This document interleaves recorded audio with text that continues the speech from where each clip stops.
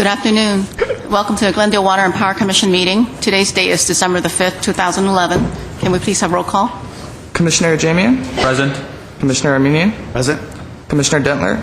Present. Commissioner Yao? President Chan? Present. Item 2A, approval of the November 7th, 2011 meeting minutes. If there are no objections, I'd like to propose that the minutes be approved. Any objections? No objections. No? Okay. Next item, please. Do we have a second?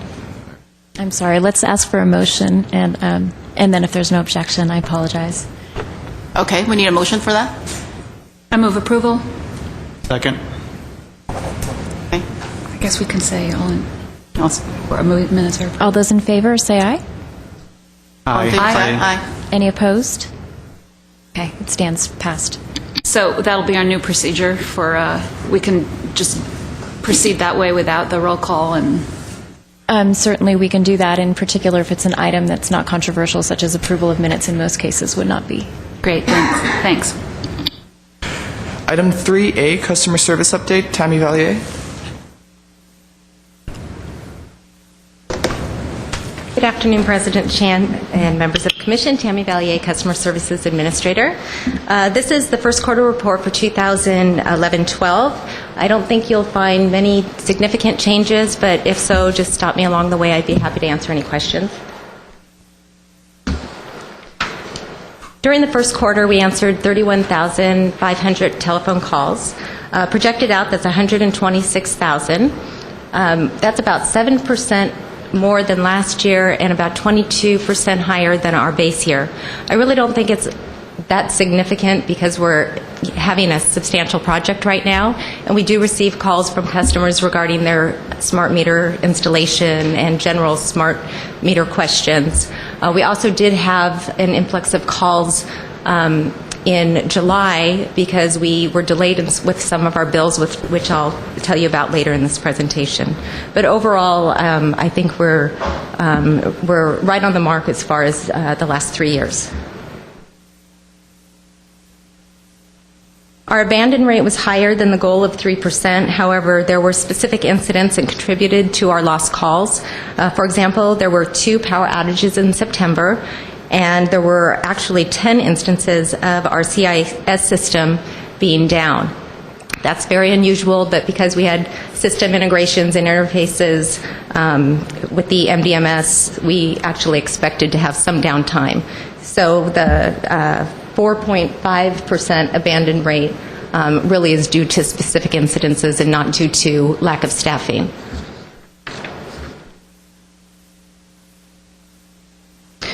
We worked with almost 3,900 customers at the front counter. Most of our contacts at the front counter were new signups.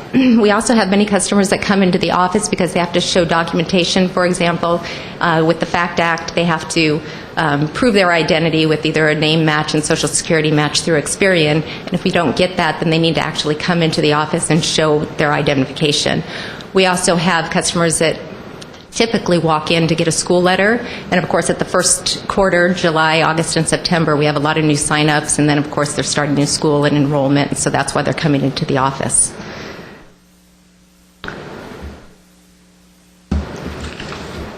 As far as bankruptcies, I know this first quarter doesn't look very good. We're already at 59,000. But unfortunately, we did have one large corporation in July that filed bankruptcy, and then another one in August. To give you some perspective on this, last year at this time we had 20 customers and we had $12,000 in filings, and this year 8 customers with $59,000. So fewer customers filing bankruptcy but with higher balances. And just so you know, the corporation that filed bankruptcy had not been our customer for over a year, so that amount was already written off in last fiscal year's numbers, so it won't affect our numbers this year.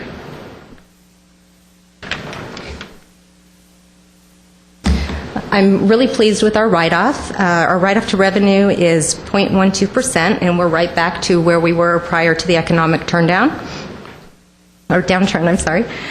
You may have noticed that the benchmark has changed. We previously used a national industry standard of 0.7%. Not only was this standard established several years ago, but it wasn't really accurate for us. In the Midwest and on the East Coast, there's a lot of weather moratoriums and other factors, and it's typical for them to have higher write-off than we do here in California. So this 0.29 is the average of our local neighboring utilities, but we're still doing very good at 0.12.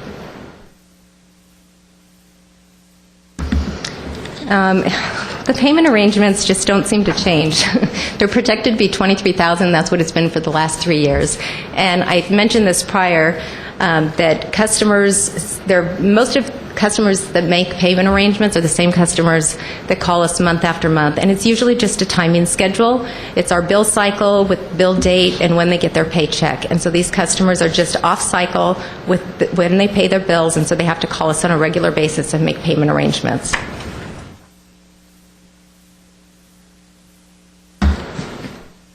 As far as bills, reminders, final notices, and disconnection, the number of bills projected to be mailed is a bit skewed, and it should be a better projection next quarter.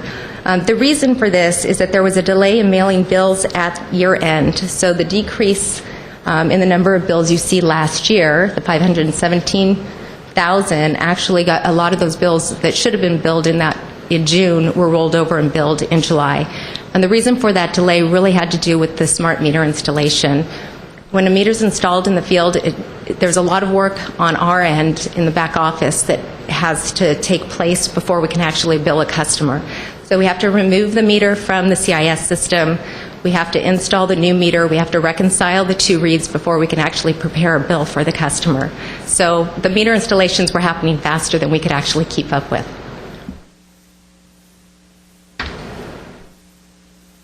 And then I want to share a few things that we are already doing related to the Smart Grid project.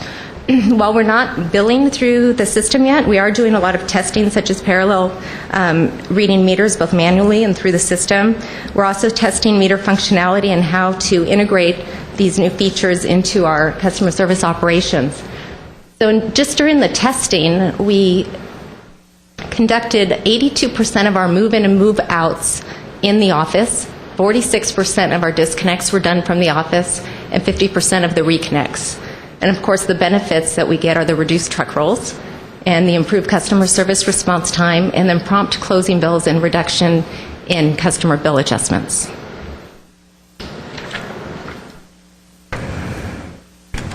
And then what we're really using all day long now, it seems, is the on-demand reads. So 11,122 since July of on-demand reads, and we use it for a variety of reasons. The call center reps use it, billing, field services. I've used the on-demand read function several times.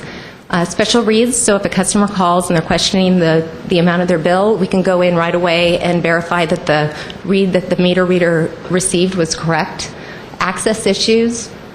Right now, if a meter reader was reading a route and the gate was locked, or there was a dog in the yard, or the meter was inside, we'd have to schedule an appointment. We'd have to roll a truck for that, and right now we can just go and get the read. Billing exception verification, if there's a high or low bill, we can go right out and get a read and verify that the read was correct if it doesn't compare with last year's usage. Daily averages and final reads are other things that we're using it for, and of course leak detection.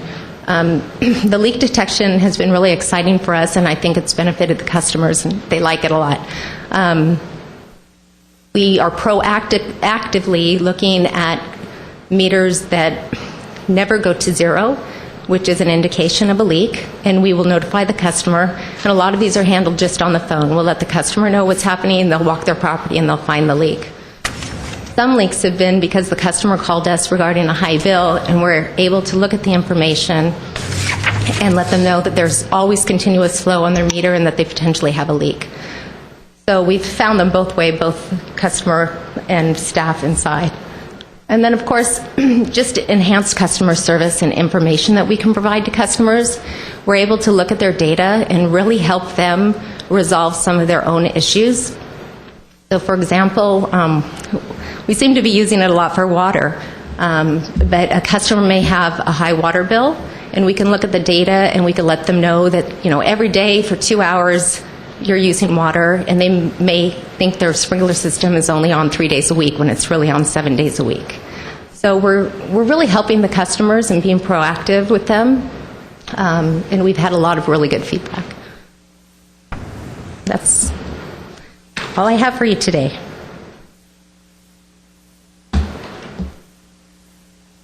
Questions? You go first. Thank you for that report.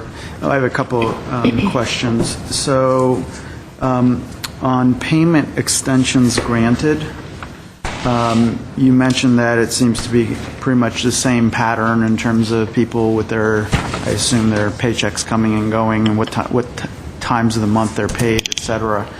Will we have some sort of flexibility with the new smart meter system in terms of how that's handled, or are we locked in so that, in other words, is there any solution to this issue, or do we just keep No, there is a solution. We'll be able to put customers on a bill cycle that they actually would like to be on. So we may have a number of customers that want their due date to be the 15th of the month, and we could back that out into what their bill date should be. So that'll be part of the smart meter Yes, it will. benefits? Okay.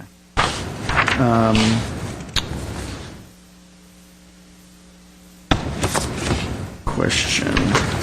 Go ahead and Okay. back to me. Yeah, my question is on the write-off. Yes. The chart that you showed, it's, all services for all of the surrounding utilities as well, including Glendale, is 0.29%. To be honest, I'm really not sure if that includes, for example, the rubbish and sewer. However, the percentage is the same, whether, for us anyway, it's the same if it's all services or just water, electric. The percentage ends up being very close. I just got this number from them on Wednesday at a SCAPA meeting, so I can clarify that with them to find out exactly which services they're including. Okay, and so that's 0.29% for all of the utilities, but Yes. is it specific to Glendale? What is the number that's specific to The Glendale? 0.12 is specific to Glendale. 0.12. 0.12% Okay. is specific to Glendale. The 0.29 is the average of all of our utilities combined. Okay, and for the last 3-4 years, was it also around 0.12? Oh, yes, for Glendale, For Glendale? yes. For Yes, Glendale? it was. Okay. I think last year we ended at, it was under 0.2. It was under 0.2. I don't 0.2. remember the exact number. Under I think I have. 0.2%? Yes. Okay, all right, thank you.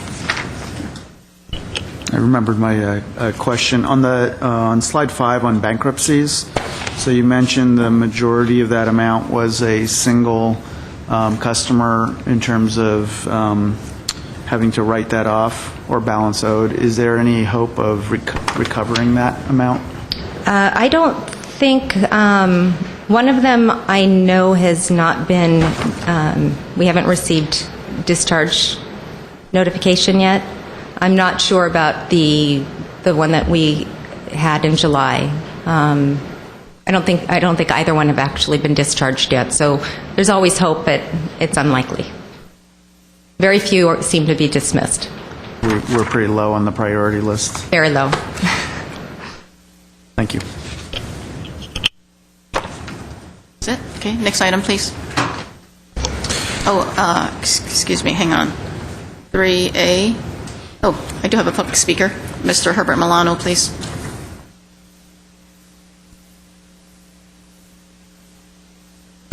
Good afternoon, Commission President Chan, members of the Glendale Water and Power Commission, and staff. My name is Herbert Milano. On this particular item, I have several requests. The first one is that it is my belief, my contention, that this particular report should be a monthly report as opposed to a quarterly report, so that it will allow you to at least look at the trends month to month as to what is taking place, especially as you're coming to monthly billing and the impacts of the changes that are occurring. By looking at a month-to-month report, I think, a shortened version of what's just presented to you, I think that you'll be able to pinpoint and highlight some of the problems that I tend to see, and maybe it will be more clear as well to you. Let me give you an example. the bankruptcies, and I think they should be reported in terms of number of bankruptcies as opposed to just a dollar amount, which tend to skew the graph.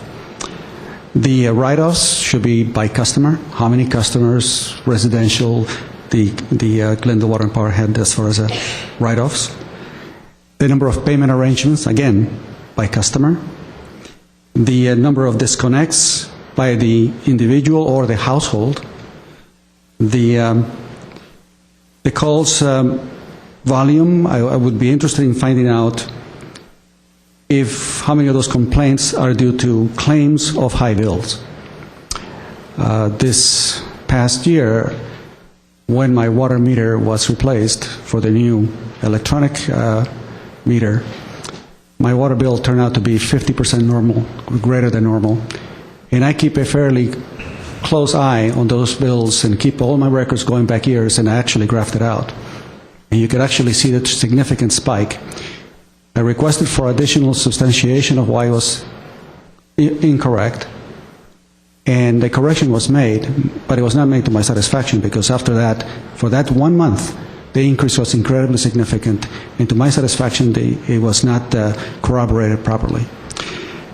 Interestingly enough is that I run into quite a few number of people who made the claim that their water bill increased significantly on the month that their meter was replaced. So it'll be interesting to see what this particular, if a lot of these calls are due to that particular problem, and if it's being repeated.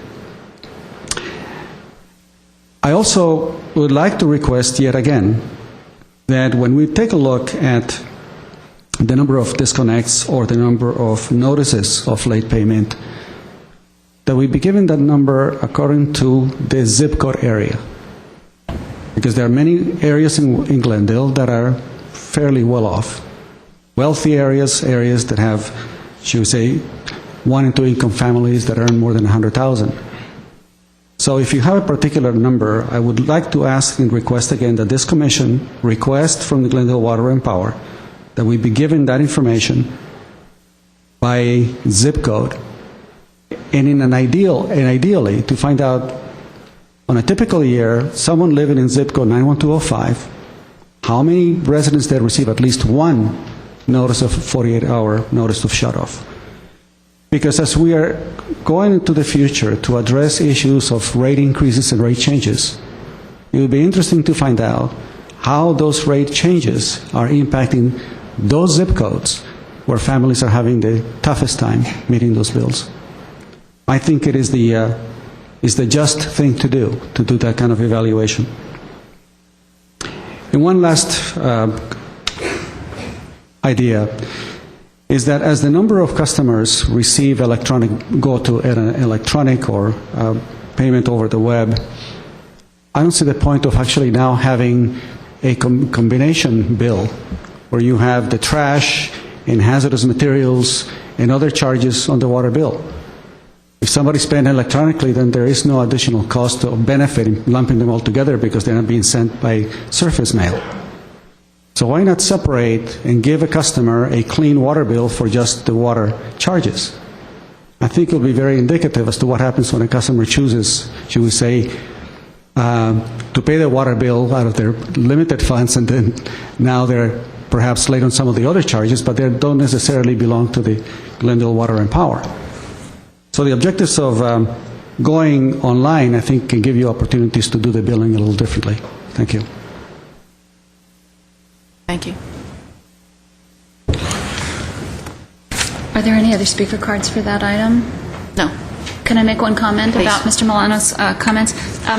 I think that it's a good idea to consider giving us periodically the actual number of disconnects and the number of write-offs, not the aggregate dollar amount, and just something to consider. I think that that would be interesting for me to see, and I know it's not on an agenda item for today, and I'm not proposing that it hop on a future agenda anytime soon, but I think it's food for thought, and I would not favor burdening the staff with monthly reports. I think quarterlies are just fine to give us trends. Unless we have specific questions, we can always direct questions about specific months to staff like we do. And it seems that the staff does come to the meetings with the ability to answer questions from commissioners about the numbers behind the charts. So I think that's good and gives us confidence. You know, they have the numbers at their fingertips, but I think the public should be able to find the numbers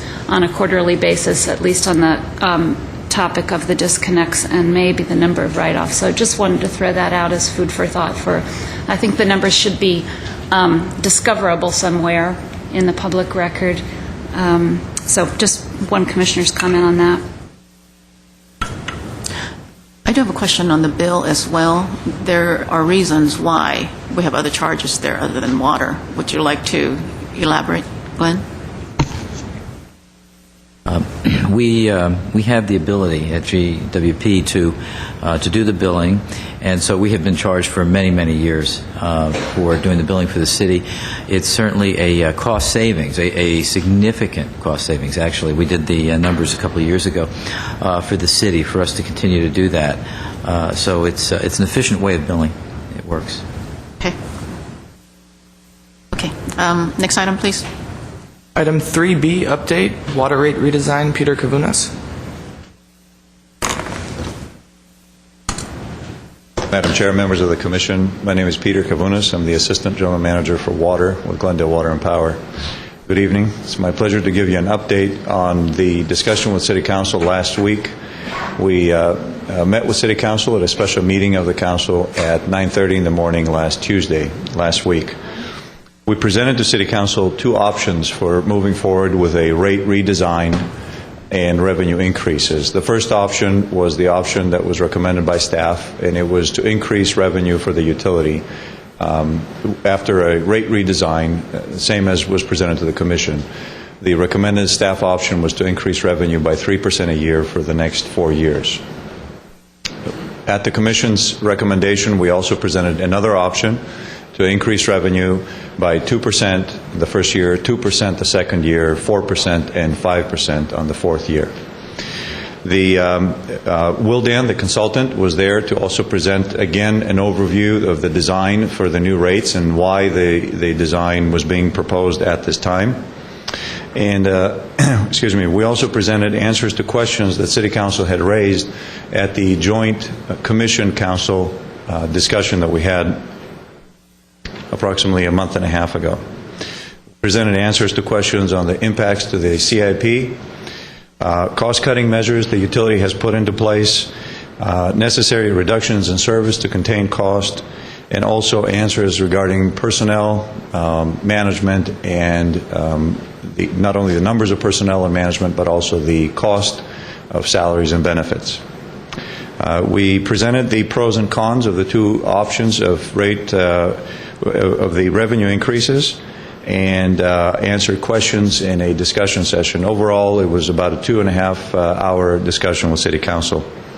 At the end of the discussion, City Council chose the option to have the lower revenue increases up front and the stepped-up increases at the end, the 2-2-4-5 increase, and gave us direction to proceed and issue the notice calling for a public hearing on whenever the 45-day period ends, and conduct community outreach in the meantime, and to also engage a third-party consultant to review the proposed capital improvement program.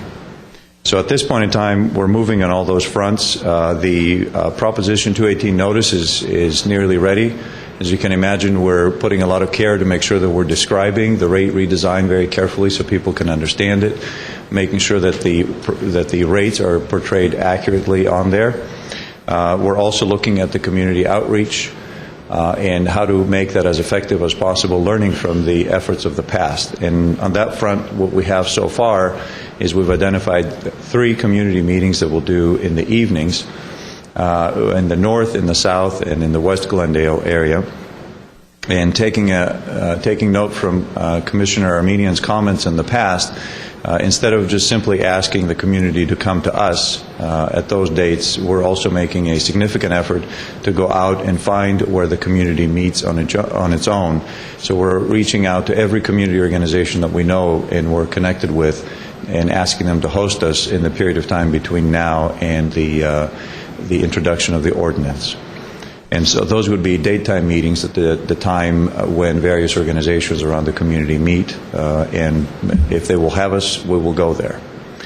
As far as the capital improvement program validation that Council requested, I have interviewed consulting firms. We have selected one. At this point, we're waiting for a proposal from them. We've discussed the scope, and as soon as we get a proposal, if that's acceptable, we'll proceed with that review, and we expect to have that completed well in advance of the introduction of the ordinance. So we'll have that information available. We should be able to bring that to you at your meeting on the 23rd.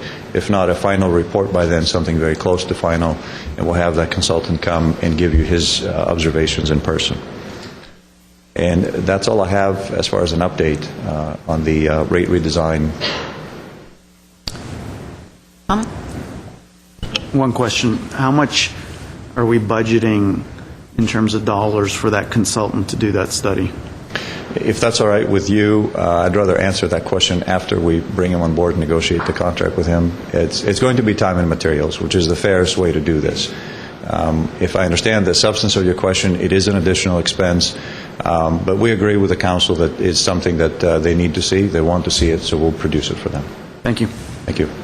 Thank you very much for your hard work. Congratulations. I'd like to throw out a compliment. I watched the special meeting on the video, and I think I've caught just about all of it, and I really commend staff for taking what was learned from the joint workshop and then also from the conversations that we had with staff and with Wildan. You know, I really think that a lot was learned about presenting this difficult, this challenging material, and I thought that the staff reports and responsiveness to council's questions really enabled the council to come together as a group. You know, they didn't all vote the same way and they didn't all feel the same way about everything, but it was my sense that they were really working together with goodwill and in true interest of our community to find from their different perspectives a way forward on a number of things. I was really pleased with the caliber of the presentations and with the seriousness with which it was taken by all the council members.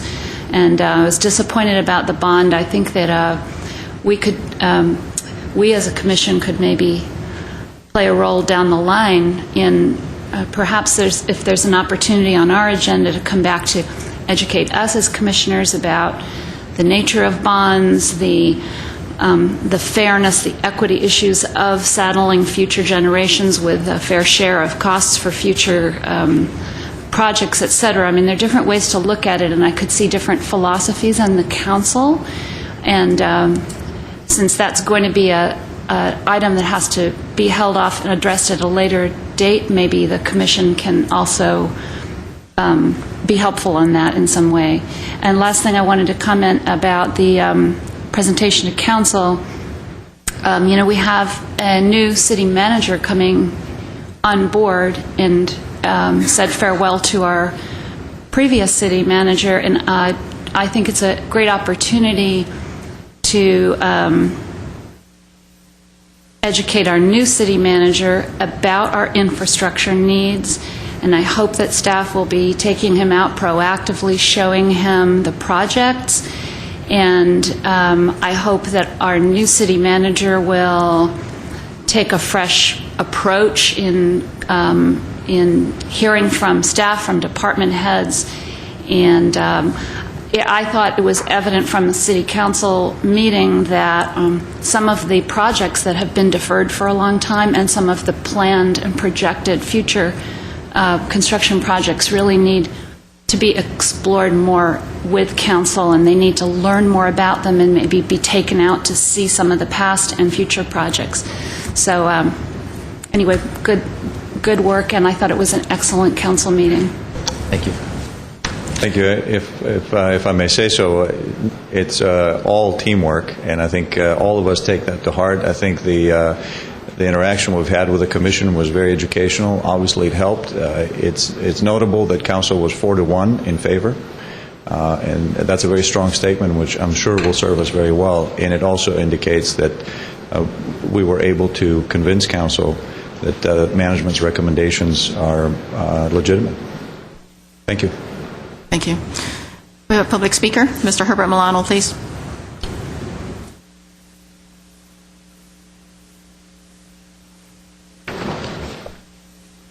Commission President Chen, members of the GWP Commission, my name is Herbert Milano. I think that part of your agenda packet shows an agenda forecast having to do with some of the regular items that are presented. The water rate redesign shows up as one of your agenda items in the future every single month. I think it's a good thing, because by having a monthly report, we give more opportunities for the general public to become apprised of what's taking place here. It is one of the reasons that perhaps Ms. Dentler missed when I mentioned earlier about the importance of having very relevant numbers come to you on a monthly basis. If you look behind me and count the number of residents that are coming here to partake in this, there are very few. When I ask residents about their knowledge of the Glendale Water and Power, how rates are structured, what the rates are, what the cost per kilowatt, whatever, they don't know. I don't believe that we are doing a significant amount of outreach to the general public to instruct and inform. And by having a couple of minutes to bring to light some of the issues that some of the residents are having every month, it increases the outreach that we have to the general public. And that, I think, is perhaps should be part of the strategic plan. How well are we conveying the situation of the Glendale Water and Power, the rates and the impact on the public? How well are we doing the outreach? Why don't we get an evaluation of that? When you have a public that is generally ignorant with regard to what's taking place, and they just simply pay the bills, and oftentimes cannot afford to pay the bills, I think it's a relevant topic for the public and for this commission to take. Now, this particular Wilden report, I briefly spoke at the Glendale City Council, and I found on my own several problems, especially with a section that has to do with the capacity cost calculation. I think that there may be some significant errors.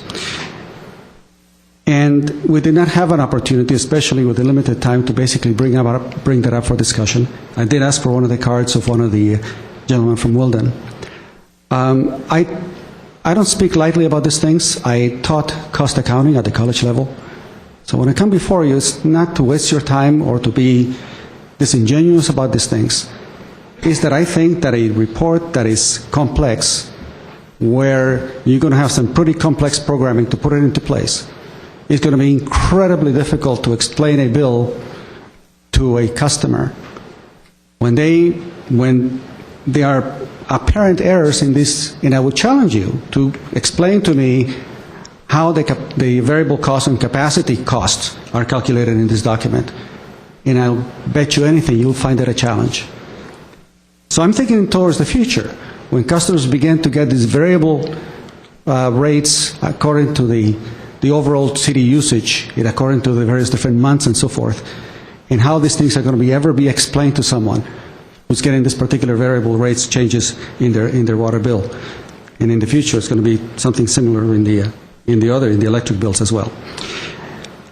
There is a significant issue with regard to capital improvement that I wish this commission would take into account. The major areas of your capital improvement are reservoirs, pumps, valves, and water mains. We've known for years the aging and the lack of deferred maintenance and replacement that was needed. And the issue that I have is that when you discuss the justification for a bond issue, you cannot do it by ignoring what has happened in the past and how those deferments occurred due to the issues of the water transfers that will be discussed later today. I'll speak again with regard to the water transfer, but I wanted to tell you that for a long time, including the CDM report of 2007, that defined close to $220 million in deferred critical capital improvement needs that were never taken seriously into account when the Commission approved the transfers, and when the Commission now is approving or suggesting to approve a bond issue, but in years past, those particular requirements were ignored in favor of those transfers. Anyway, those were my observations on this presentation. Thanks. Thank you. Next item, please. Item 3C, Smart Grid Update, Craig Keenan.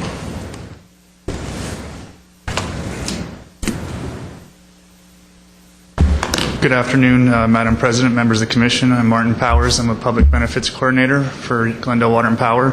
And I'm here just to give you a brief update on the Smart Grid, or GWP Smart Grid Energy and Water Forum that was held on November 17th at Glendale Community College. We had approximately 75 customers attend the forum. The forum lasted about 3 hours.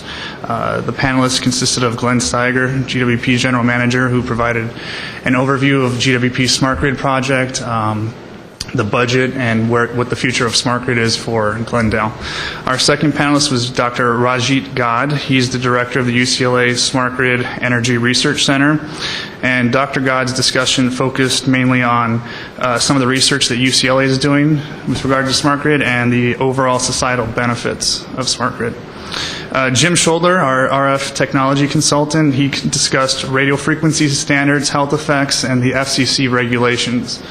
And then our last speaker was Marzia Zafar. She is the Business and Community Outreach Supervisor for the California Public Utilities Commission, and her presentation focused mainly on the CPUC standards with regard to Smart Grid and what the current proceedings are with regard to opt-outs.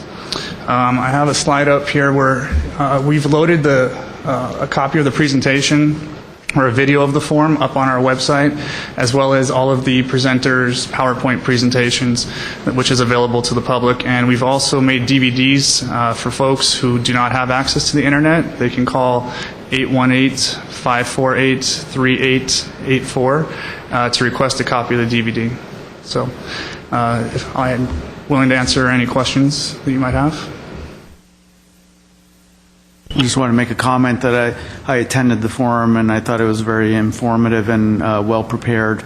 So I thank GWP for making that effort and bringing in those outside experts to answer any questions. I think the video that you've put a link up online for customers who are not able to attend will be very useful. So I would encourage residents who do have questions about the smart meter programs and a lot of myths that they may have heard out there to actually go to the website and watch the video and hear some of the experts in this regard so that you can find out information and make your own judgments about these issues. Thank you.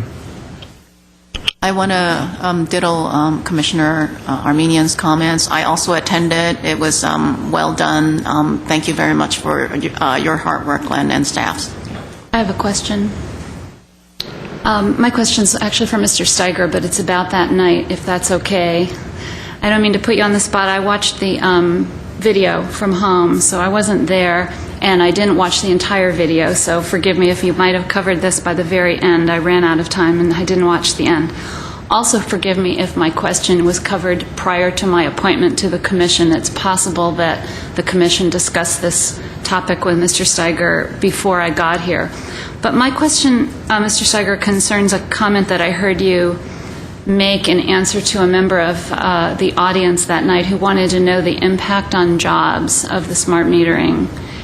And I was a little surprised by your answer, frankly, and I just want to make sure that I know that I have an accurate picture of what's going to happen to the meter reader jobs.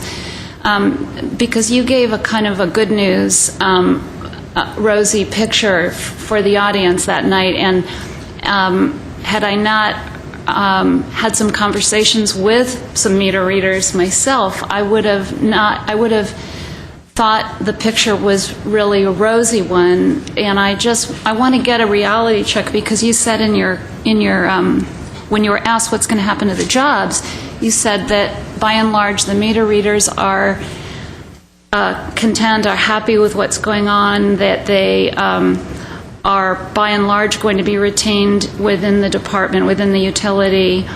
There may be positions in the future that won't be filled due to attrition, and all of that made sense to me. But what's reached my ears kind of is a bit of a contrary picture, so I just wanted to get your comments. I've I've heard rumors that, contrary to what you said the other night at the conference, or whatever you call it, the forum, excuse me, that in fact the meter readers don't have a roadmap for what's ahead with their careers. I've heard, and it could be untrue, it could just be rumor, that they were essentially all encouraged to apply for job openings, including openings in other departments of the city, including being encouraged to apply for jobs well below their current pay grade, and were essentially encouraged to think of this as a career opportunity, even people who've worked for the city for decades. And I'm really concerned. We need good jobs in our city, and we need to retain loyal employees who've been here for decades. And I understand that this is going to be a change, a big change, and we're all hoping it will save us money and allow management to reposition people and use old skills in new ways. I'm all for that and for efficiency. But I'm not for making our long-term employees feel nervous, anxious, and I definitely am worried about sending a message to meter readers that they should be looking for jobs elsewhere and that they should be considering taking jobs in departments or outside of the city that are way below their pay grade. So those are some things that have concerned me, and I want to give you an opportunity to clarify for me. Thank you. I'm going to do two things. I'm going to, first of all, reiterate what I said, and I'm going to ask Tammy Valier, who the meter readers report directly to. And she can give it to you exactly as she sees it, but I just want to reiterate what I said that evening. Because we have, from day one, made the commitment to all of our meter readers, and that's been clear, that they will be retained within the city, certainly we hope within GWP, that's the main objective, and placed in positions that will allow them to continue their career here at GWP, or at least in the city. As opposed to many utilities, by the way, who have just eliminated their meter readers. And we have never, ever said that at all. And we have held to that, and that's where we are today. And in trying to assure that our meter readers are placed within the organization. From there, I'm going to let Tammy take it. Commissioner Dentler, thank you. First of all, what he's saying is correct. From day one, we have been telling the meter readers that they will not lose their job, that we will not fill their positions, through attrition. So the number of budgeted meter readers will go down, but they will have positions somewhere in GWP. There was only one conversation. It was not with the Glendale Water and Power staff. It was actually from an HR person who suggested they apply for jobs outside of GWP. That's what I'd heard about. There was one, and the very next day, Mr. Steiger came down and clarified that that was not true and that was not the case. They've not been, it's not been recommended that they apply for jobs below their pay level. To be honest with you, I don't know if there's any other classifications lower than the meter reader's pay. So I don't think that is an accurate statement that somebody made to you. We're down to about only 4 full-time meter readers. We have found other areas for them to go. We have one that's retiring in December. The rest we have been filling with hourly employees, and those have been hired on a temporary basis. Now, it's possible some of those meter readers know that their jobs are going to go away, and that we do recommend that they apply for other jobs, because some of them are really good employees, but they're not permanent employees, and they were hired on a temporary basis. Most of the meter readers, to be honest, can only think of one that really wanted a lifelong meter reader career. The rest are very much looking forward to learning new skills and having new jobs, and a lot of them have on their own learned a lot of these systems. They're now working inside, they're helping us with some of the remote disconnects, and they're really enjoying it. So I have to, I'm not really sure where that information came from, but I don't see that as being accurate information relayed to you. So one clue is in what you just said. The disconnect may be that there's a population of part-time or so-called temporary people, and that may be, so that's helpful for me to understand that. That may be the the problem. But I still think it's maybe, it's slightly inaccurate to tell the public nobody at GWP is going to lose their jobs because of the meter, the smart meter, when actually the part-timers will lose their jobs. if I'm Part-timers were understanding. hired to help with the smart meter. The only reason they were hired is in order to get us through this transition. So, no. Okay, so now part-time meter readers who've had their jobs for many, many years are not going to lose their jobs? All of our hourly workers that we have, they're not, actually, we don't have any part-time. They're all just hourly. They were hired specifically for this implementation. They were not even on board with us prior to any of this, the Smart Grid initiative. Okay, thank you. All right. You've answered my questions. Thank you.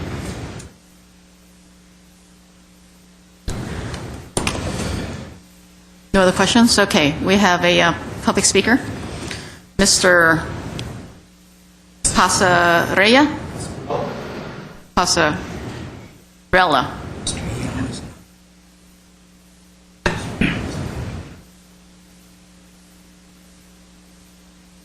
Good evening, members of the GWP Commission. My name is Tony Passarella. I'm a 24-year resident of the city of Glendale, and this is my very first time speaking before you. It is my hope that you will find sufficient reason to put my concerns into an agenda item for future meetings, as I believe these issues are impacting many people. About 200 concerned people were present at a forum in which I participated and helped organize. As we understand the initiative to move towards bringing all electrical utilities into the smart grid has been a national objective for some years. But smart meters and the related infrastructure is a fairly new technology in the United States. That according to the claims by the city staff, Glendale is one of the first in the nation to implement it. Though this technology is very promising, we feel that there are many justifications for its adoption by the city of Glendale. It will allow the electric utility to better manage its current capital resources. It promises to incentivize utility customers to conserve when cost of generating power is at its highest. And its deployment costs have been partly offset by grants from the federal government. It is recently that some of us have become aware of this project. Some of us became aware when installers called us to gain access to the property. Others became aware when they began experiencing unusual reactions after the installation. Still others became aware when their electronic devices, such as radios and televisions, began showing electronic interference fairly regularly. Others became aware when they were hit with unusual and very high water bills after the new meters were installed. Many of us have made claims that have been dismissed as unfounded by GWP representatives. And although we have made claims about the overall impact, financial and otherwise, the GWP utility has responded quickly to negate our concerns. We feel that despite the arguments brought by the utility, one claim that cannot be denied by the utility is our feeling that we, the general public, were not adequately or sufficiently informed about the plans of these initiatives. If the utility makes a claim that they made adequate and sufficient public outreach about this initiative, we were not informed about the public hearings. As a city commission representing our interest, you can agree that the meetings now taking place after the fact should have been held back in 2007 and 2008 when the city was considering adapting a technology that was not fully tested and whose full economic impact had not been fully vetted. We urge you to put on the agenda for discussion an investigation of the level of effort of the utility in adequately informing the public about the potential negative impacts on the economic and health implications of this expensive project. Hundreds of us have never heard of this project. I might even say thousands. We need to know how and why this technology is being imposed on us without adequate notification or involvement of the general utility user and ratepayer.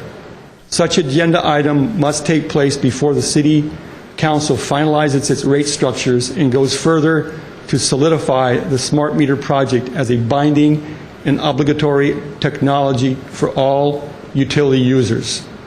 Thank you. My name is Tony Passarella, and I belong to a new coalition that is, and our mission is addressing utility concerns. Thank you. Thank you.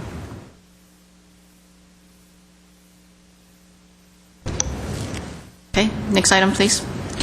Item 3D, Electric Reliability Report, Ramona Bueg. I'm going to ask Henry Abrari to step in for Mr. Abueg, and before he does, I'd like to take just 30 seconds or so to first thank all of our customers that have experienced some significant electrical outages over the last week. We experienced a storm like we haven't seen here in Glendale in decades, with significant damage, and we made extraordinary efforts to restore power in as timely a fashion as we possibly could, but I know that for some customers, they experienced prolonged outages, and I appreciate the patience and thank them for being patient. I also want to thank all of our employees, particularly our field forces and customer service folks that worked round the clock from last Wednesday through yesterday, actually, to restore power. So I just wanted to say those few words and thank both our customers and our employees who worked so hard. Henry? Commissioner Chen, members of the Commission, Henry Abrari, Principal Electrical Engineer. If you allow me, I would like to forego the usual reliability report. We've put together a report on the recent windstorm that we had, and give you some, show you some pictures, give you some stats on exactly what happened and where we are with that. Basically, we had over 38 feeders that were interrupted. Out of that, that basically amounted to 30,500 customers that went out between 8:30 p.m. and 5:30 p.m. Our restoration time for the feeders themselves, that was about 9 hours and 33 minutes for the longest feeder that we were able to restore. Now, what that means is that basically we are just limiting this number to the actual feeders. We had past this, we had isolated incidents of some customers not having power because of down trees and so forth. This is a map of Glendale, and you can pretty much see the area that is red on TV and brown on the slide on the PowerPoint presentation. The areas that were mostly affected were in the mountainous area, in the canyon areas, Glen Oaks, Chevy Chase, and in La Crescenta, Montrose areas. And now what I like to do is I've asked our Superintendent of Operation, Brian Brown, who was actually basically conducted the whole recovery effort, to step up and kind of give you a few comments about some of the slides that we have here. Brian? Commissioners? Basically, once the feeders were restored, the damage that occurred was basically broken poles, broken cross arms, down power lines due to trees, and the wires contacting each other. That was basically the cause for the feeder outages. Some of the pictures. These are part of the problems. The trees would fall in the lines, take the pole and the transformer. Everything's down. The feeder outages were restored. This is called a lateral. We'd open the lateral up, so it only turned one block off. The rest of the feeder beyond would lose maybe 20 customers per incident. These are broken cross arms from the wind. The trees hitting the wires, breaking the cross arms. Sometimes just the wind itself is breaking the poles off, not even the trees hitting it. Guys making repairs. This is during the wind. This is Adams Hill, changing the transformer out. Changing the arms. More broken arms, and that's just wind damage again. No trees, just wind. Another wind damage, just the poles. Some of the poles, due to their age and the construction that's gone on around them, we had quite a few poles that kind of just tipped over. Luckily, they didn't fall, but they did mean quite a bit. Damaged the customer property. The customer's tree fell on the power lines on their service and pulled their meters off the wall and their panels off the wall. See the pole in there and the down wires. There's a tree damage. This is the crew working during the wind. If you look to the left, that kind of light you see, that's the feeder exploding next to them while they're trying to get there and get the work done. Like I said, once again, due to the age of the pole and the walls being built around it, this pole went over quite a bit. We had to pull it back up. That's a tree that fell onto the pole. Once again, crossarms broken to wind damage. Other crossarms and wind damage. Yeah, the tree fell, took the pole out.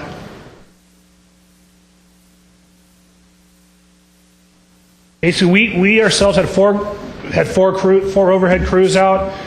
Our utility, all of our linemen are cross-trained. They work underground and overhead, which is good for us. We normally have 4 underground crews and 3 overhead crews. We're able to take every employee we had who's cross-trained and put them all into the overhead, so everybody can work on one thing. So we had 4 full overhead crews. The substation crews were helping out with substation targets and whatever else they can do to help us out. Meter and Test was helping out with panel issues with customers when they had issues. We had 3 service trucks which basically just worked on customer isolated issues, their services to their houses. We also had 3 trollmen. They would go out, if we had a call of wires down, they'd go verify what's down before we send the whole crew. We want to make sure, because we have a lot of calls of cable TV down, telephone down. So before we send a crew, we want to verify what is going on there. Also, in addition, due to the amount of damage we had, to restore it in a timely manner, we called up Hinkles McCoy as a contractor who does contract work for us. And initially we had 3 of their crews, and we had up to 5. And now we're down to 1. Also, Burbank helped us out. We called Burbank, and they send out 2 service crews. The services were probably the biggest amount of numbers that we had out. And the Burbank crews came out and did a great job and helped us. Burbank also helped us. We're not set up. We don't stock enough material for an event like this normally. So we were able to go to Burbank, and they gave us the material we needed to get people back on, which was really a great help.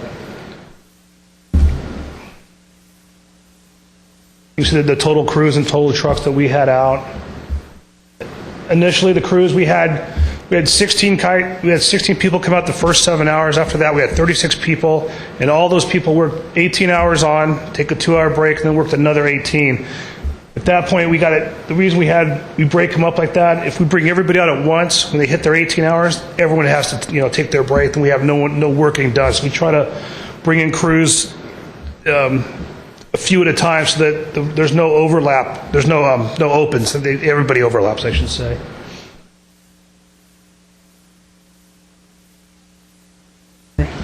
Okay.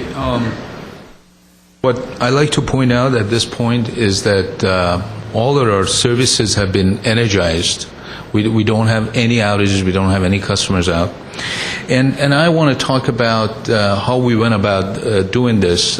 Basically, what we concentrated on was to energize the feeders as quickly as possible. That was our first priority. Then we focused on getting the high voltage lines repaired, and once we got the high voltage line repaired, that helped us get those feeders energized. Then we focused on individual customers. We would get out, and if we had to temp a situation where maybe a wire was down or so forth, temp it, safe it, get the customer energized, and then come back and do some more repairs. As a matter of fact, even though all the customers are energized at this point, we feel that we have about 3-4 weeks worth of work to do still.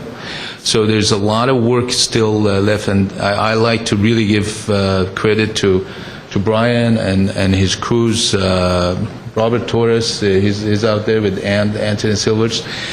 These guys got minimal amount of sleep. I'm talking about maybe a couple hours, worked 18 hours, got a couple hours, went back to work another 18 hours. Do we have any injuries, worker injuries?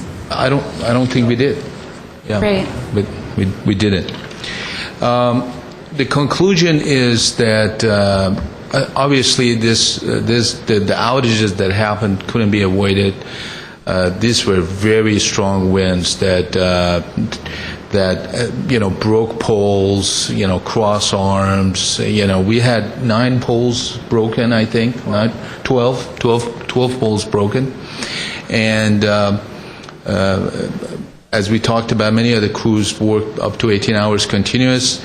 The number of outages were reduced substantially because of our aggressive tree trimming program that we've been having and we've been maintaining for the past few years. By clearing the trees around our lines when the winds hit, you don't have those trees get into the line, and that helps tremendously with the number of outages. We also we've had quite a bit of 12 kV reconstruction in a lot of the areas. By having the 12 kV, these are newer construction. And what it does is that it keeps the lines further apart, so there is less chance of trees and foliage get into those lines and short the lines. And of course, as the last item here, even though it really wasn't a factor when you had such substantial damage to our lines, but we had quite a few reclosers installed and activated on our feeders. What basically the reclosers did, and for me personally, it was interesting because I live in Glendale, and about 10 o'clock, I knew when the recloser on the feeder that I was on activated, because I lost my lights and it came back on again. Basically, what happens is when the feeder trips, the recloser goes in and gives an order to close the breaker, and it basically eliminates the outage. But because of the substantial amount of damage that we had to our lines, even though they helped, but they couldn't avoid some of the outages that we had. Other than that, if you have any questions. I have a few comments and questions on a variety of different issues. So first comment, I'd like to also personally thank all the crews. I know how much work it is to get through this sort of situation, so really appreciate the teamwork and the incredible effort. It's really impressive, particularly, size of utility that we are. It's sometimes that works in our advantage, sometimes it doesn't. Obviously, from a supply chain perspective, sometimes it's harder. But I think from an efficiency perspective and getting to the problems, I talked to a lot of customers. A lot of my neighbors came to me and appreciated all the work that was being done. I had a question. Commissioner Dentler asked about injuries with crews. What about any injuries with regard to power lines having to do with the general public or customers? I don't think so, no. Okay. I don't know if we did anything on this front, but I would encourage, even post-event, that we do some public education about safety around down power lines and what to do, because I know in my neighborhood a vehicle drove over a down power line. And so I think anything we can do to the public, educating them about what to do and what not to do in these sort of situations, I think would be very beneficial for the public.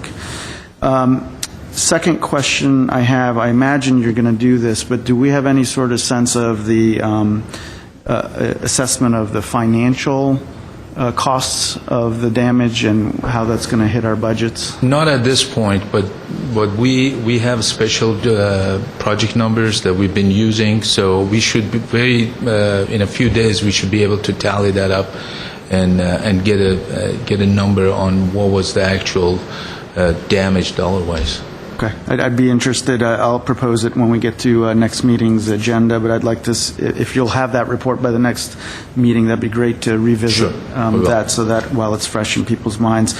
And then this is kind of more of speculative type of question. In an era of smart meters and having smart meters in place in the smart grid, what would this sort of situation, how would it look different in that sort, what sort of information would that give to us on a grid level that would help deal with this sort of situation more efficiently perhaps than we did this time? Well, what it would do for us is that, number one, we would have first-hand knowledge of the customers that are out, number one. So there has been instances of some, in the past, some customers being out, and they look around and they think that this is maybe a neighborhood outage and they don't know anything about it. But yet, with the smart meters, we should have first-hand knowledge of any customers being out. That's going to help us to make sure that we dispatch our crews to the site. That's number one. As far as smart grid is basically concerned. Even though some people don't like the self-healing term, but basically the self-healing aspect of our system, what that would, the way that would come into effect is by having reclosers on different portions of the feeders. If there is a portion of the feeder that's out, we can actually isolate that automatically and transfer a portion of that feeder to other adjoining feeders. So that would tremendously help our reliability and reduce the number of outages that we may have for our customers. One final question. Will we be able to, from this experience, be able to learn where are kind of more vulnerable parts of our system so that we can do some more forward planning as well? Is there learning that will come out of this? There's quite a bit of learning, actually. In fact, I was just speaking to our staff here. We'll meet later this week to do, first of all, an assessment of what worked well, what did not work as well, what needs to be improved, and then ultimately we'll take a look at where the weak points in the system itself were, what needs to be done to shore them up. So yes, there'll be an entire assessment from the process all the way to the system itself.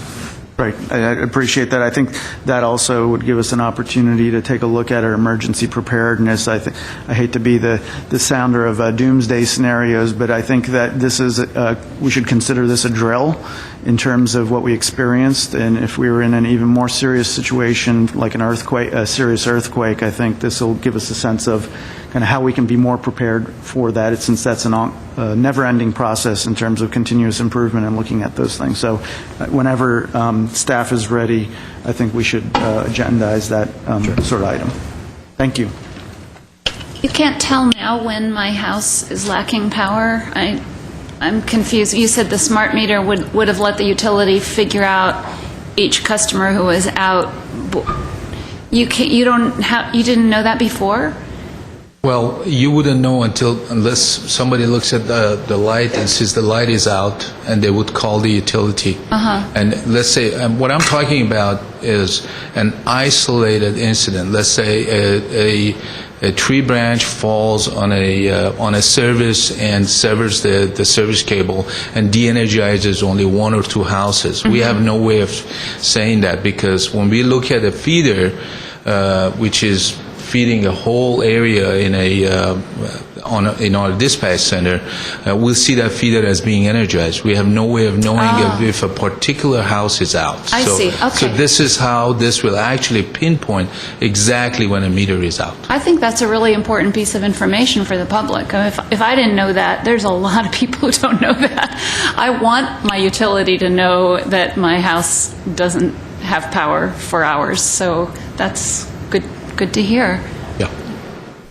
I know a lot of what was discussed was about the future, how it will work when everything's completed, when the whole project's completed. Now, but given the amount of investment we've already made, we've seen improvements already, right, with this outage. Correct. Right. What Henry's speaking about exists today. And not all of the reclosers and so on, because we have some, but in terms of being able to pinpoint, the system is in place today to do that. Exactly. Great. And as far as the reclosers are concerned, we've started a pilot program. We currently we're working on an area between the Glorieta substation and Montrose substation, and as we will expand onto that. But any one of those areas will go in effect and will be functional. Okay. Back to the outage duration. I saw on one of the slides, I think it said the longest was like about 9 hours? Right. Right. Okay.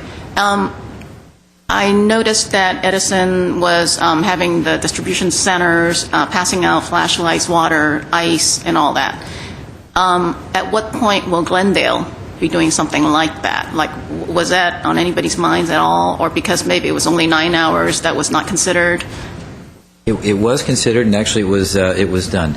We worked with other parts of the city, Public Works, Neighborhood Services, who did ultimately provide certain customers with generators and certain services like that. So we did do that with other city departments.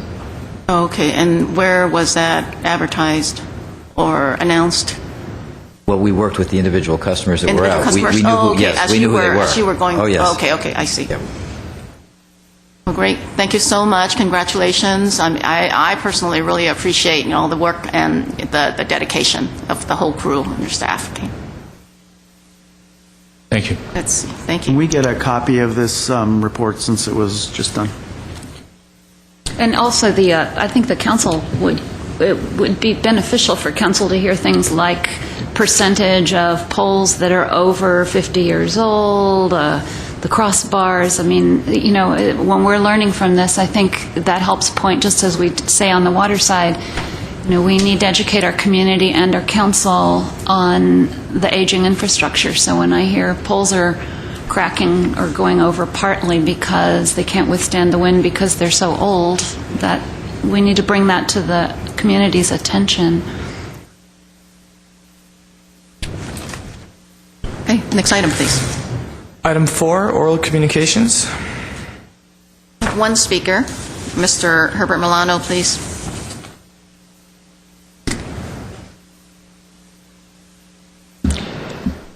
GWP President Chen, Commissioners, my name is Herbert Milano.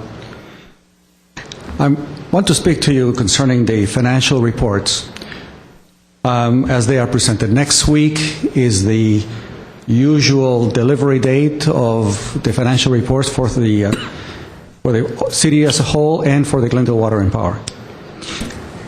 And I want to remind you that the fiscal year-end report for the Glendale Water and Power for June 30th, 2010 was not delivered until nearly 1 full year later.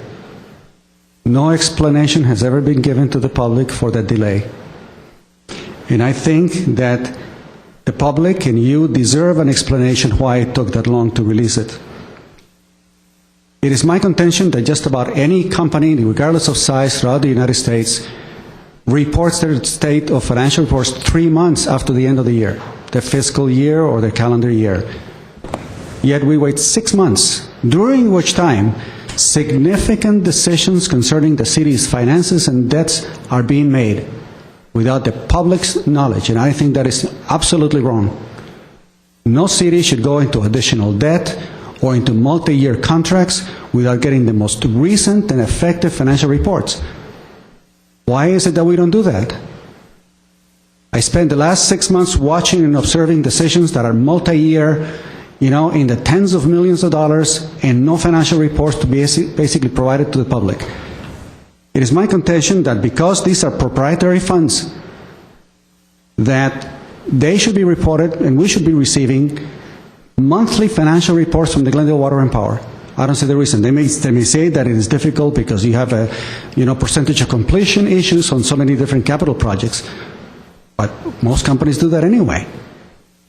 I think that you should demand and that the public should have financial reports 3 months at the latest after the end of the fiscal year.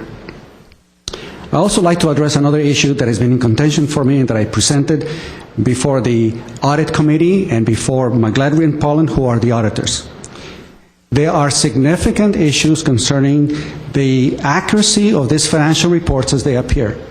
And I want to point to you that this is the 2010 financial reports, And on page 161, there is a trend with regard to the charges that are being made, should we say, that with regard to the electrical fees paid to the city of Glendale. In 2002 and prior, every single year, the Glendale Water and Power charged the general fund at around 14 cents per kilowatt hour for the street lighting purposes. That amounts to maybe $1, $2 or $3 million, depending on the rates. All cities do that today. Go to Pasadena, Burbank, Los Angeles, I checked them. They basically go at the regular commercial rates. You know what we're charging the city of Glendale to the general fund? 0.003 of a dollar. That means that the utility is carrying some of the cost of the city of Glendale in its books. This is incorrect. That is not proper accounting, flat out. And this is just one of many charges that the utility is carrying for the general fund. And I think that not just with this, but with many other areas that we can point to you, where the utility is carrying those costs. And that's not accurate. And I think that needs to be corrected. Ms. Dentro, I want to address something particular with regard to your nomination. I put a significant amount of energy in the election of Rafi Manoukian. He is a CPA. And I know that you are his nominee. And part of the whole idea of supporting someone like Rafi Manoukian is because he wants the transparency. He wants the type of information that allows for the greatest clarity of the operations of the city of Glendale. Sometimes I get the wrong impression, Ms. Dentler, but I believe that the spirit of Mr. Manoukian in appointing you is because that is what we want. We spent many years in the dark, not knowing fully the transactional activity that's taking place at between the City of Glendale and the Department of Water and Power. And it is my hope that your actions reflect the spirit of Mr. Manoukian. Thank you very much. Thank you. Okay, next item. Item 5, update, water transfer, general fund, Christine Godinez. President Chan and members of the Commission, I'd like to provide you with a brief update on where we stand with respect to the water transfer to the general fund. As you may already know, and I believe that this was previously presented to this Commission, the transfer was discontinued on the water side, effective with the 2011-2012 fiscal year. And that was a decision made by the City Council in its February 8th meeting this year.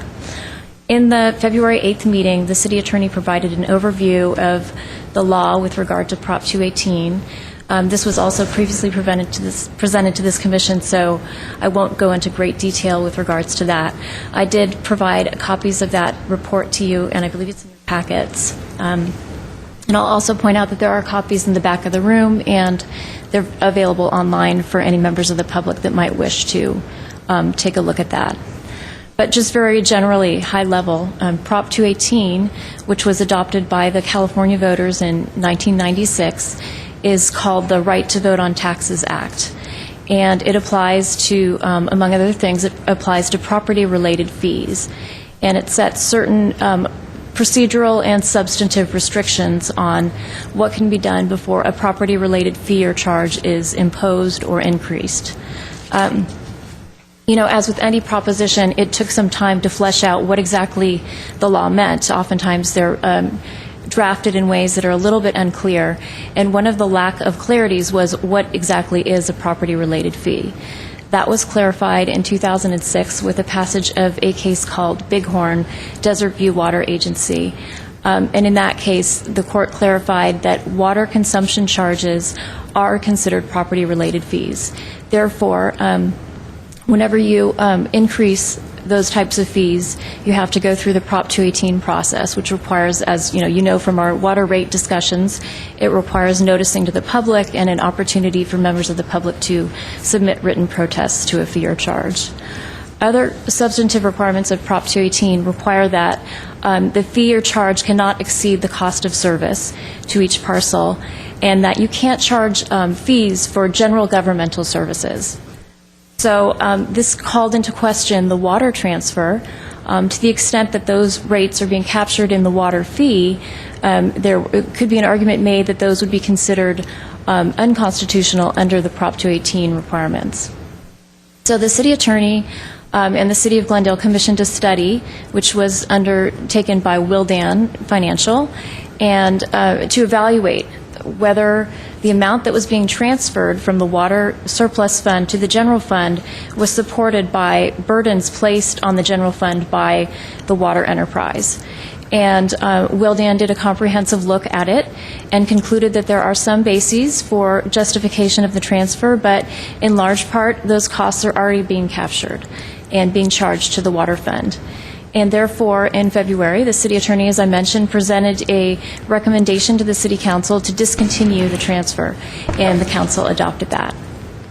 And in adopting that decision, it adopted a resolution that said that, commencing with fiscal year 2011-2012, there shall be no transfer of any waterworks funds in the Glendale Water and Power Surplus Fund to the general fund unless such transfer is based on reimbursement of the costs incurred by the city general fund for providing services, programs, or staffing to or for the water enterprise, cost-based, or where there's a judgment or settlement of legal action which was determined to be caused, created, or contributed to by a water facility, water infrastructure, or program or service which provides water service to the community.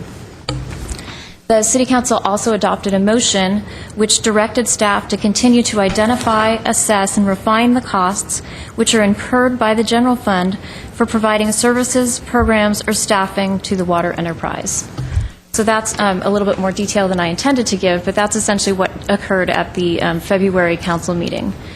Since then, the Finance Department has been continuing to take a look at those cost-based measures and recommendations provided by Wildan in its report. And there were 4 major conclusions of that report. I'd like to just outline for you what those were and where we are with each of those. So the first general conclusion in the Wildan report was that generally, most costs are already being captured. That was the first conclusion. No action to be taken there other than the discontinuance of the transfer. The second conclusion was that there may be some police and fire security costs, which, such as helicopter surveillance, which are not being captured and that should be very explicitly quantified, and that to the extent that, for example, the police department is providing helicopter surveillance or other security to the water department, that those costs should be captured and should be paid for by the water fund, and for that matter for other enterprise funds to be paid into the general fund. So that is something that the Finance Department at this time is taking a harder look at and determining, the extent to which those costs exist, and if so, what is the amount that would be appropriate to be transferred along those lines. The third conclusion of the Wildan report pertained to a 2005 landslide settlement, the Fullerton litigation. And in that case, Wildan concluded that the water fund had underpaid into the city's liability fund such that there was not enough contribution from the water utility to fund its portion of the judgment and the settlement that resulted from that 2005 litigation. And so the conclusion was that the water fund should reimburse the liability fund for its share of that liability. The water fund was assessed 50% of the liability for that judgment based on the fact that there were 2 bases of liability in that judgment. The court did not determine, the percentage allocation between those bases of liability. One was assigned to the Public Works Department because it was based on the design of the design of the curb and water overflowing the curb at that particular location. The other basis for liability was a broken water pipe. So it was determined that a 50-50 allocation was reasonable, and therefore 50% of the $11 million plus judgment was assigned to the water department, and it's that portion that would be reimbursed to the general fund. And it was recommended that that take place over a period of 5 years so as not to, create a shock on the water department funding, and that is being implemented. And the final conclusion of the Wildan report pertained to the internal allocation of administrative and overhead costs within the water department and how those are assigned. Historically, it was a 75-25 split, 75 being electric and 25 being water. Wildan, as part of its recommendations, thought that it was prudent to take a closer look at what really comprised those costs and set up a methodology with a number of different factors so that we could more closely tie those internal costs to actual costs incurred by those two different enterprises within GWP. So instead of 75-25, I believe it's closer to 68% electric, 32% water. And so the effect of that adjustment of the internal allocation was to create a higher burden on the water in terms of those administrative costs vis-a-vis the electric. And so electric had sort of a less impact in terms of its costs and was therefore able to pick up some of the shortfall, if you will, of the money that would otherwise have been transferred to the general fund to the tune of about $2 million. And so that too is being implemented. So really the outstanding item at this point is taking a look at those any costs that would be appropriately, charged to the GWP water enterprise or in fact other enterprises. As I mentioned, the finance department is undergoing that review right now, and they intend to take something back to council. Unfortunately, I don't have a date from them when that will occur, but we will commit to keeping you apprised as well as this process proceeds. With that, I know it's a lot of information. I'm happy to take any questions. Couple of questions. So you mentioned the 50% liability to water on the judgment, on the land side, $11 million judgment. What year are we in of the, you said it was a 5-year I think this will be the first year of that. So we're just because about this to really start just it. went to council in February. Okay, Yeah. so we're just about to start that. You mentioned the financial analysis of all the potential costs that might be charged from the city to water. What about in the other direction of things that GWP might be providing back to the city in terms of crediting them for that? For example, streetlights, for example, we just talked about the combined bill being more efficient, but obviously they're charging for refuse and other, for charges for other departments. How are those already charged back, accounted back in terms of costs? I mean, if we're going to go in one direction, we should be going in the other direction in terms of analysis. Yeah, I agree, and I don't know to what extent that's part of finance's study, except that I do know that they do have a citywide cost allocation, and there is an effort underway to be very precise in terms of what costs belong where. And so I would think that would be something that if it's not being looked at, it certainly should be. Can we get clarification on that, whether or not that's actually being considered? Because if not, then that would give us an opportunity to pursue that if that's an issue. We'll bring that back to you. Okay. No other questions? We have two public speakers. First one, Mr. Herbert Milano.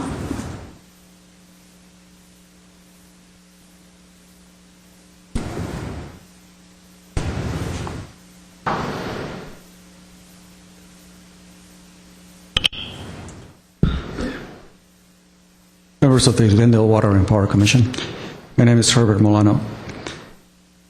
The issue of the water transfers has been a point of contention for me personally, because I've been at it for several years now in trying to get members of the Glendale Water and Power Commission to investigate and recognize that the steps that the city has taken in the past were inappropriate at best and illegal at worst.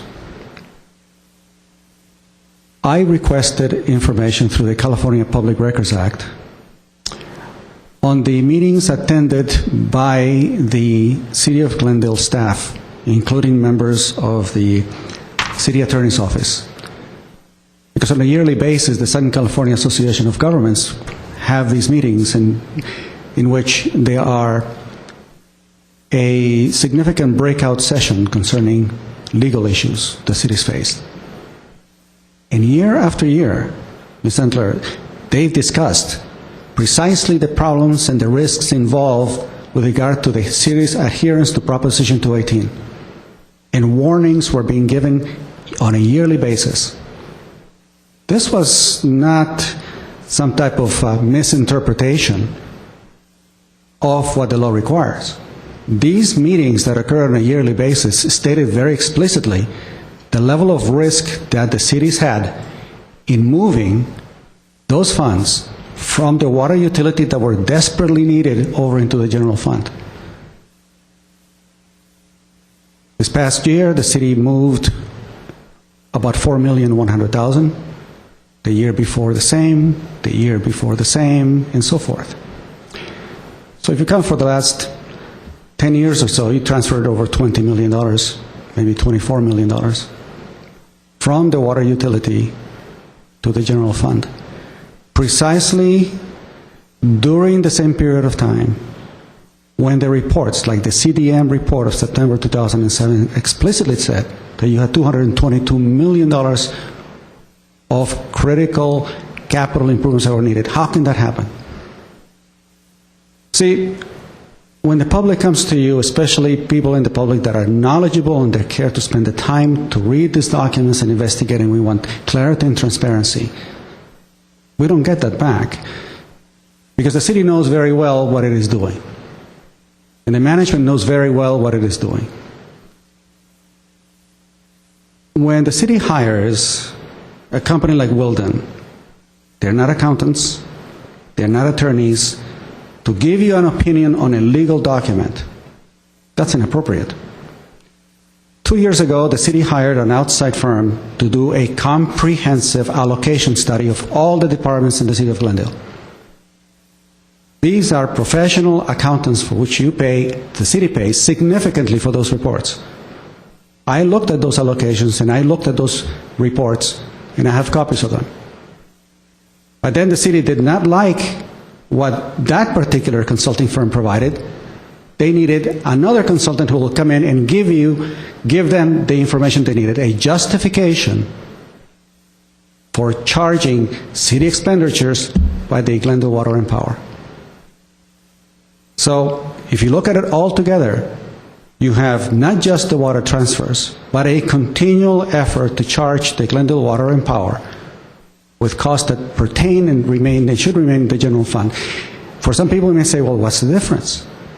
Well, it's because when you give the appearance that the general fund is properly funded, then the city council and the city management could request and approve significant increases in pay and benefits and pension increases.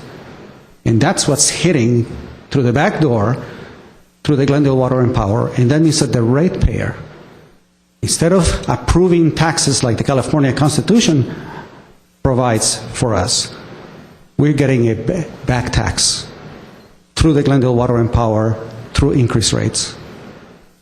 Not only is that unconstitutional, it is immoral, especially when those rates are being paid at a significant cost of those individuals who can hardly afford those electricity bills and those water bills. That's unjust. And I think it merits a more careful consideration from you. Thank you. I may respond to two comments made by this speaker. The city has not hired Wildan or any financial consultant at any point in time to do a legal analysis, so that would be a fallacy to state that. And secondly, with respect to the clarity of Prop 218, I should have mentioned that the City of Glendale's charter provision, which mandates the transfer, has never been interpreted by a court of law, and the city just felt that there was a strong enough risk, given the City of Los Angeles declaratory relief decision, which came out, I believe, in 2009 or 10, that there was enough of a risk that it warranted discontinuing the transfer. But I would disagree that the law is crystal clear on this point, or indeed that there has been any decision with regard to the city's transfer. And if members of the general public were interested in seeing the Wildan report and judging for themselves, I assume the one that's in our packet today is available to the public. that's a public record that anybody can see and see the analysis. Absolutely, and that's available on the website under City Council reports for February 8th, 2011. And if anyone would like a copy that doesn't have access to the internet, they can also get one from the city clerk's office. And in terms of something that our commission could theoretically do, I guess I'm at a loss. It seems to me from the presentation you gave us and what's in our packets that the City Council took action on this, and there's ongoing activity in the Finance Department to continue an analysis to keep on the track that the City Council directed. So there's not really any item in front of this commission remaining in terms of any corrective action in addition to what City Council already did. Am I understanding that correctly? Correct, Commissioner Dentler, that is the case. It's difficult to see how this fits neatly into any of your roles as a commission, except insofar as it is, relates to the means of financing changes and additions to the plant or the methods of operation of Glendale Water and Power Department. So to the extent, as we've discussed previously, to the extent it relates to finances of GWP, you could indeed make a recommendation to City Council to change direction. We could not do that this evening because that's not what's agendized here. This is an update, but this really has been vetted by the City Council already. Okay, thank you so much for the update and presentation. We do have another speaker, Mr. Harry Zavos. Commission, before I begin, I've asked that you receive copies of 3 documents. Let me indicate what they are. The one-sheet document is part of an ongoing email that went between me and the City Attorney's Office indicating the question of whether a charter is mandatory or discretionary is irrelevant as to whether charter authorized transfers violate Proposition 218. That's the single sheet of paper. The double sheet of paper, the large document, consists of 3 pages which indicate currently water fees in violation of 218 that have nothing to do with providing water to the ratepayers is going to the general fund.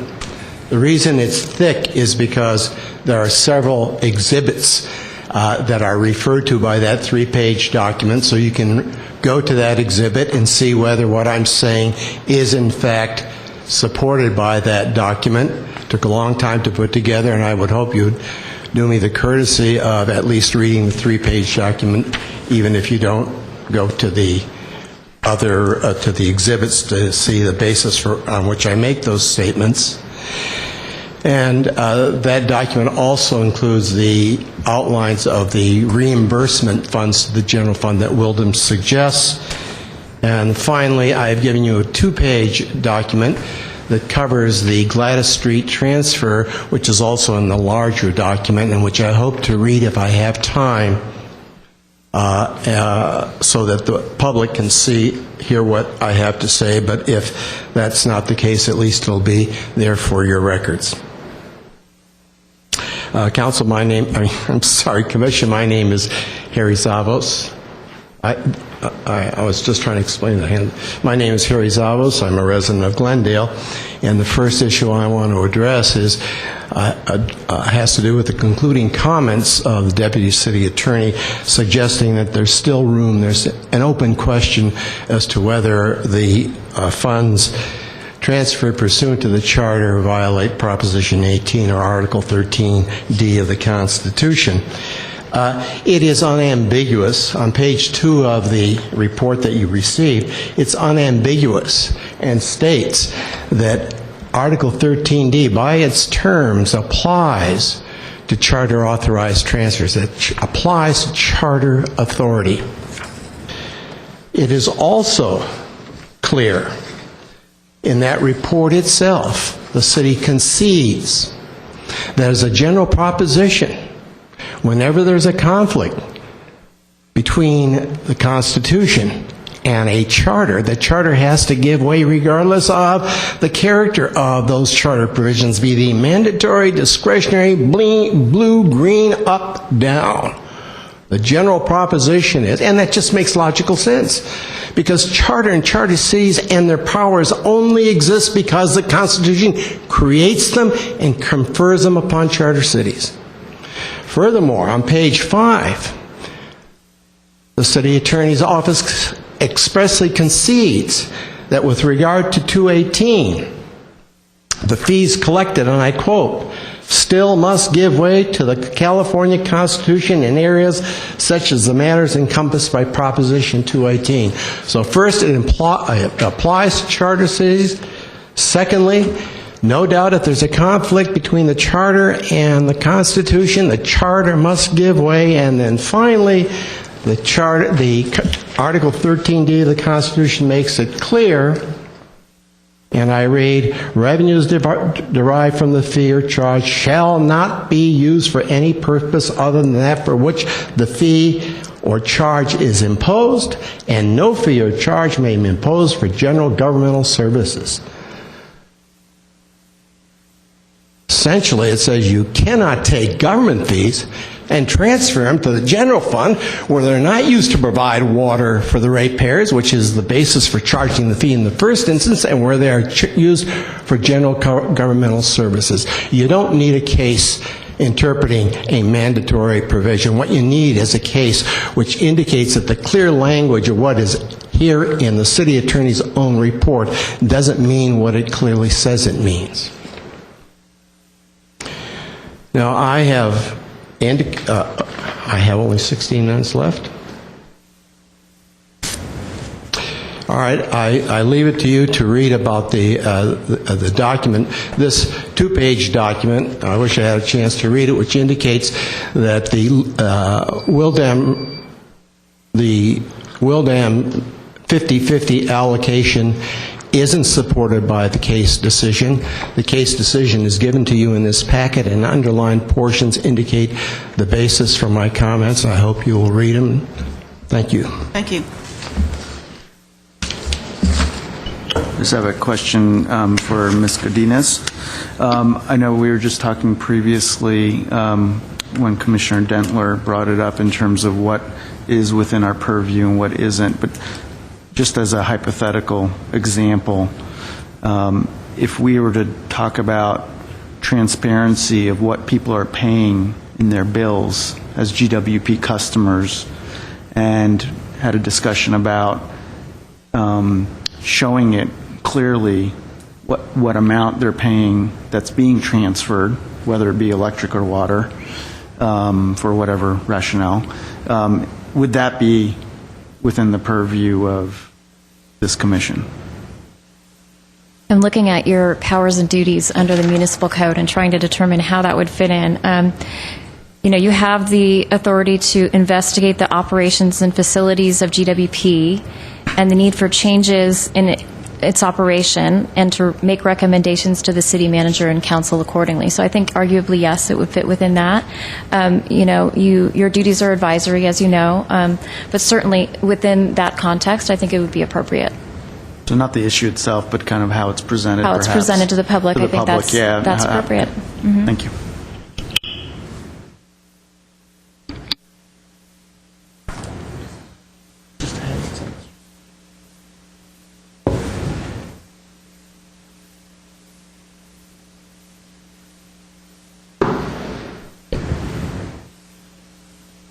Okay, next item. Item 6, new business agenda forecast.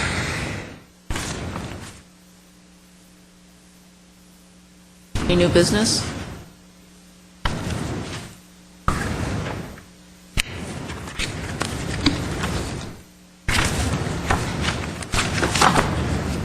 I don't see the agenda forecast in here. Is there? Yeah, it's Orange? Yellow? yellow. Yellow? That one, okay. Mr. Steiger, if I may, I think one item was the date of the commission meeting. I don't know if that's set in stone or... Due to the holiday structure and the inability for us to find a suitable location, we've had to reschedule the meeting to January 23rd. So I want to present that to you to see if that's a... Yes, that's fine with me. Okay. This is instead of the usual January 7th. first Monday? Right. Correct. That works for me, too. Yeah, okay. January 23rd is fine. Do we have any new items for the forecast? I think, so one thing we talked about with regard to the outage was some sort of damage assessment, number one. Number two, some sort of evaluation on emergency preparedness and any sort of improvements there. I kind of view those, even though they're related, I think I view them as two separate items. I'm not saying we have to do them all in January, just suggesting that I'd like to have it on the agenda at some point. Maybe we can spread it out. Yeah, it seems like the consensus from all of the commissioners that maybe we can have the smart grid update every other month instead of every month from now on. At this point, I would agree with that, because at this point, we're more into an operational phase, so there's not a lot of new things to discuss each month. Okay, yes, why don't we do that? So the next one would be February. So instead of a smart grid update, we could entertain The damage estimates. Entertain the damage. Yes, definitely. Is there a second commissioner that would be Mine's willing? missing, so I'm trying to... Oh, sure. Yeah, I second it. I'll second that as well. Quarter, actually. Yeah. I have a blank. That's okay. Just give me a minute.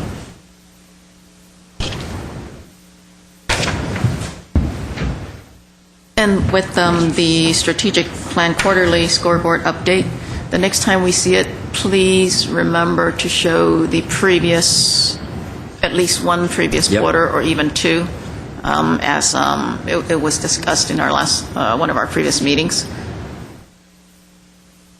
Okay. I have a question regarding the January one, because we have a couple of things in here. One is, so even though we nixed smart grid update, there's a separate line item here that says evaluation of in-home displays, which is related to the smart grid work. Is that something that will be ready? That will be ready, so Okay. unless you'd like to move it.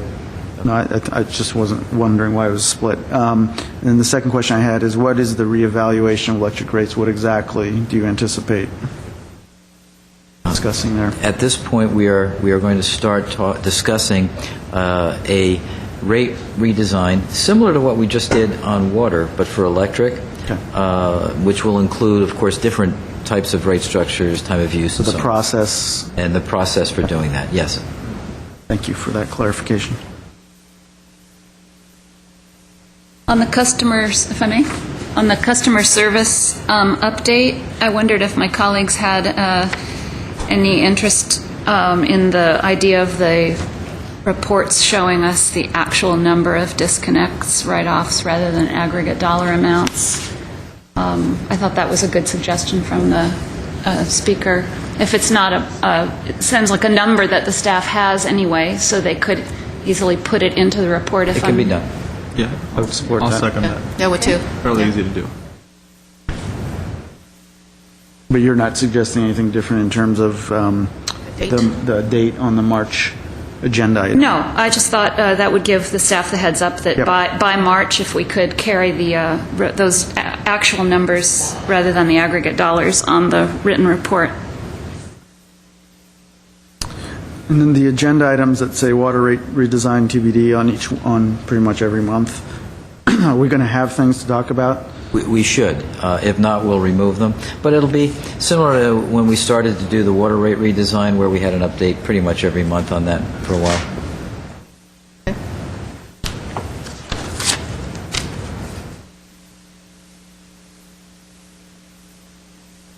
We decided in January damage assessment. What about emergency preparedness Yeah, you mentioned that earlier. evaluation? When do you think that would be appropriate? We'll make it, we can do that for January. Do that for January too? Yeah, I or do you believe want- so. Okay.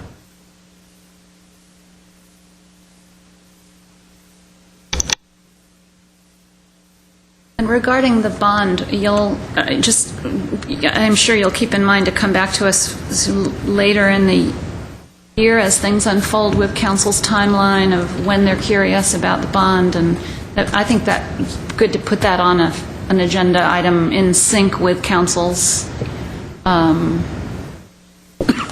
activity on that, whenever that happens. Yeah, if you recall earlier, Peter Kavunas talked about our retaining a firm to take a look at our capital needs. That goes hand in hand with that issue. And Okay. so I would expect that to be February, plus or minus, in that time frame.